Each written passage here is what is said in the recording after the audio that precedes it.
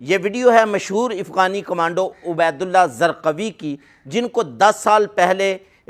جہاد کے دوران شہید کر دیا گیا، پھر ان کو وہیں قریبی قبرستان کے اندر دفن کر دیا گیا۔ ٹھیک 10 سال کے بعد حالیہ بارشوں کی وجہ سے ان کی قبر کشائی کی گئی، ان کی میت کو دوسری جگہ منتقل کرنے کے لیے۔ تو یہ خوبصورت منظر جو آپ سکرین پر دیکھ رہے ہیں، یہ اس وقت سامنے تھا، چہرے پر وہی تر و تازگی تھی، ایسے جیسے مسکرا رہے ہیں، خوش ہیں، بالکل ایسے لگتا ہی نہیں ہے کہ یہ 10 سال پہلے شہید ہوئے ہیں، اور یہ بھی نہیں لگتا کہ یہ دنیا سے رخصت ہوئے ہیں۔